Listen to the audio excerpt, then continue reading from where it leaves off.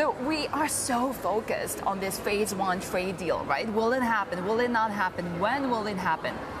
I want to ask what happens next. Will this actually lead to a broader deal? I think that's really the question, because the phase one deal is really largely a purchase deal of how much of our exports will China buy. The real issues and the conversations we're having here at the forum have really been about the future of the U.S.-China relationship more broadly, and how do the two countries accommodate each other when they're following very different sets of rules. Those are the harder issues to deal with. They take deep diplomacy and a long-term commitment to following through on that, and we have to see how we get through the phase one deal before we get there. But it's not even the harder issues, right? I mean, they seem to be having problems with the low-hanging fruit. Low-hanging fruit, the agricultural purchases. You, of course, are a negotiator. Is this normal? Is this just the way that things go before you get there? Well, trade negotiations are always messy, and nothing's agreed to until everything's agreed to. So it shouldn't be surprising there's some bumps in the road. But you're right, this is the easy part.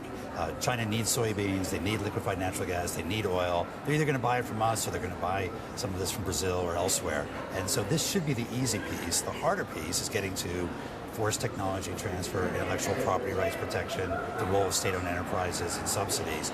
We did a lot of work on that in the context of the bilateral investment treaty in the last administration, the Obama administration, and I'm hopeful that this administration will pick up on that and move forward with those commitments.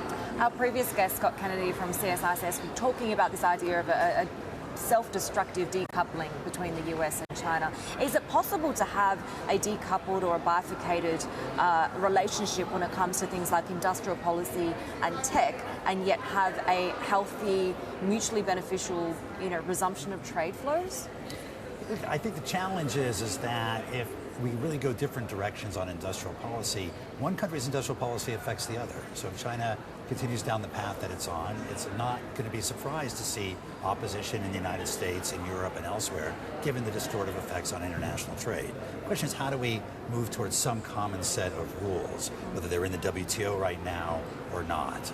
Again, some of that is in the Trans-Pacific Partnership that continues to exist among the other 11 countries. And it's really a question of whether we can get into that kind of dialogue with China about what the new rules of the road for trade are going forward. Yeah. Microsoft has been given the license to export to Poway. Will Washington be okay with that? I mean, there seems to be a broad consensus in DC at the moment that it's a really hard line against Beijing. Well, on Huawei in particular, I don't have any great knowledge to understand what the particular security threat is or isn't there. I think the key thing is that people are looking to Washington for consistency in approach and want a clear sense of what they can and can't do, and then they will adjust to that. I think we spoke at length when we attended the many rounds of TPP negotiations, and then, as we know, the United States is no longer a part of that. RCEP negotiations were a little bit more, I guess, dynamic and faster. India, no longer. If you can call 7 years faster, right? Relatively fast, considering trade negotiations. Are we moving back towards multilateral agreements being kind of your bread and butter in the world of trade? Or, do you look at things like RCEP and think, well, with India pulling out, then really the more powerful agreements are going to be the bilateral ones? Well, I think there's been a lot of progress, even as the U.S. has pulled out of TPP. The other 11 move forward. The EU has had a very robust trade agenda with this region as well as in Latin America. The Pacific Alliance in the Western Hemisphere has continued to deepen their partnership. Africa has a multilateral agreement being implemented. So I think having multi-parties around the table is still a viable way of going. Even if India doesn't sign RCEP, we still have more than a dozen countries who are part of RCEP and can move forward. Talking about multilateral organizations, of course, the WTO right now under a lot of pressure, especially coming from the Trump administration. When China joined, they promised that they would open the payments market by, 2006 or so. Mastercard has been one of those that really haven't been able to break into China because they really haven't kept to their commitments.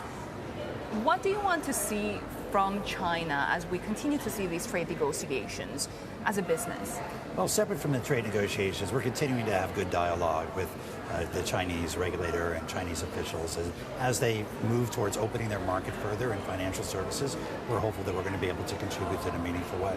But in terms of the market, in terms of commercially, it's largely irrelevant, isn't it? Because by the time you get to 2020, the financial services opening up, I mean, there is no kind of market segment that external players can come in and really meaningfully get, because it is Alipay, it is WeChat, it's such a saturated market there, right? I think there's a lot. This is a very dynamic sector, both person to person, person to merchant, business to business, and there's always going to be new developments, and we're keen to play a role in helping to develop.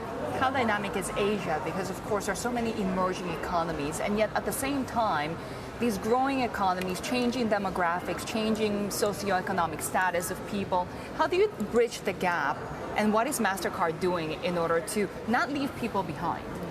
Well, inclusive growth is absolutely central to our agenda. We're very much focused on bringing 500 million more individuals into the financial system, and as we achieve that goal, we're already focused on the next set of goals. We have programs in every country to focus on bringing women, small businesses into the systems, and they get more access to credit, into financial services. We view it as a key part, and payments can oftentimes be the gateway into financial services for people to achieve greater financial security, or for small and micro businesses to get access to credit and grow and create jobs. So it's a key part of what we do. It's core to our business strategy. It's not just about philanthropy or corporate social responsibility. We feel it's a key part of what we do, and we do well by doing good.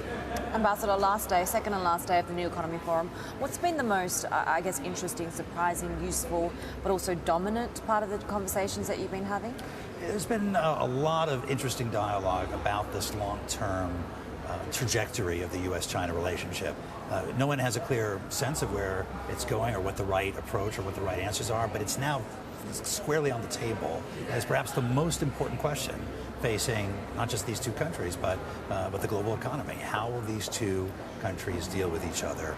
Under what set of rules and institutions? And can we avoid having self-destructive trade wars over the long run to get ourselves back on a better track?